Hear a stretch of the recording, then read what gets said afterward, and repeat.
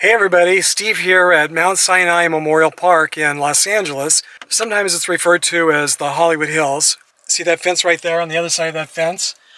That's Forest Lawn Memorial Park in the Hollywood Hills. And I want to thank all of you who suggested that I come here today to visit the gravesite of stand-up comedian and actor Bob Saget. He died unexpectedly just a little over 2 weeks ago, and then he was buried just a week ago. The comments have been flooding in from all of you asking me to visit his gravesite, and everyone loved Bob Saget. I've watched him, I think, in just about everything he's done over the years, and a huge fan. So, of course, I responded to all the messages saying absolutely he's really high on my list of people that I would definitely like to visit one day as soon as we know where his gravesite is located and as soon as he has a headstone. Well, it turns out that normally, as I mentioned in my replies, when it comes to famous graves, it usually takes about 6 months to a year for us to know where famous people are laid to rest. And because Bob Saget was Jewish and he's laid to rest in a Jewish cemetery, it's a Jewish tradition not to place a headstone until the person has been in the ground for a year. So I assumed that it would be at least a year before we knew where he was laid to rest, and definitely before his headstone was placed. But as I always do anyway, I checked his Find a Grave Memorial page only to discover that he was already laid to rest here at Mount Sinai Memorial Park, where I come to visit all the time. And there were even pictures and instructions and directions to his gravesite, which really surprised me. That rarely ever happens, but I think because he was so loved by so many people and his funeral was widely publicized, everyone was able to see where he was laid to rest. And so it really didn't take that long for us to find out that he was, in fact, just a couple of weeks after his shocking death, we learned that he's laid to rest right here at Mount Sinai. And his Find a Grave Memorial page listed the section, which is the Ramah section, and someone had already been here to put a GPS on his Find a Grave Memorial page, so that all happened really fast. And I was planning to come up here this weekend anyway, so of course I wanted to stop by and see if I could actually visit his gravesite in person, even though he doesn't have his headstone placed yet. He does already have the little green memorial marker that's usually provided by the mortuary. And so not only are there thousands of flowers, but there's also the little green memorial marker with his name on it, so we know this is his gravesite. And of course, I'll come back next year once he has his headstone placed, assuming that he does. Some famous people choose unmarked graves. I'm guessing because his funeral and all the information about where he was laid to rest was so public, I'm assuming that his family wants his fans to know where he's laid to rest and is happy for fans to visit. I'm just guessing. So I'll be back next year, and I'll let you know as soon as he has his headstone placed. And like I say, it's usually a year, but every now and then it's not. It just depends, I think, on if the family is real traditional and if they stick to the Jewish tradition of waiting a year to place the headstone.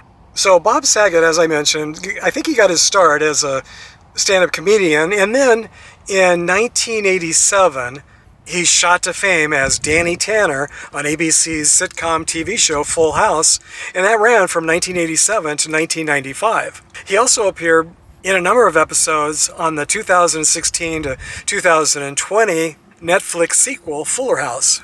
He was also the voice narrator of Ted Mosby on CBS's sitcom How I Met Your Mother from 2005 to 2014, and who could forget that he was the original host of America's Funniest Home Videos from 1989 to 1997. And those are just a few of the many, many TV shows that he appeared on. He was a very, very popular and very busy actor during his career. Saget died on January 9th, 2022 in Orlando, Florida at the age of 65. Even though he looked so young and healthy, and he was still working right up until just hours before he died.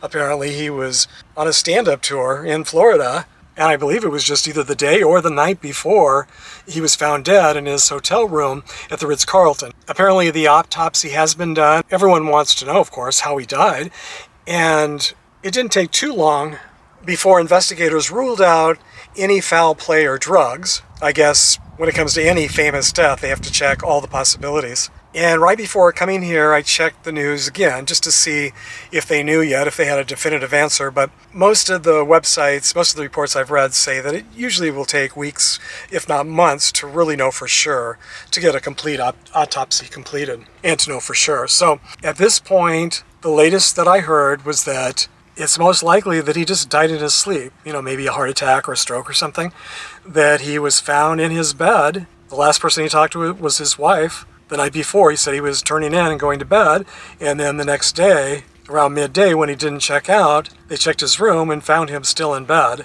apparently having died in his sleep overnight. So we'll see at some point if that's accurate or not, but let's hope so. We should all be so lucky to die in our sleep, right? As sad as this is, as I'm walking back to my car, look what I just found. I wonder if Bob Saget knew this woman. She definitely had a good sense of humor, and I bet it would have made him laugh. Her epitaph reads, "I'd rather be in New York." How perfect is that? And how ironic. I wonder if this would qualify as one of America's funniest home videos. I think it's pretty funny, don't you? This epitaph sure made me laugh. How about you? Hopefully it would have made Bob laugh too. I hope when Bob Saget has his headstone placed, I hope he has a really fun, funny epitaph as well. Why not? If you've lived such a happy, fun life and spread so much happiness and laughter all over the world, why not go out with one final funny epitaph? So again, thank you all for leaving so many comments, asking me to visit his final resting place. I think without all of those comments, I probably just would have waited until next year. I mean, I'm sure I would have checked before then, but I would have waited until his headstone was placed to come and visit his grave. But in a way, this is even better. I mean, it's sadder since he was just alive a couple of weeks ago. I mean, it's very surreal to be here, but it's so nice to see what a beautiful section he's in. It's a very beautiful cemetery. He has a nice view of the mountains off in the distance in the valley, in the San Fernando Valley. So as always, thanks for joining me once again on another trip to the cemetery. And until our next road trip down memory lane, thanks for sharing the memories, everybody.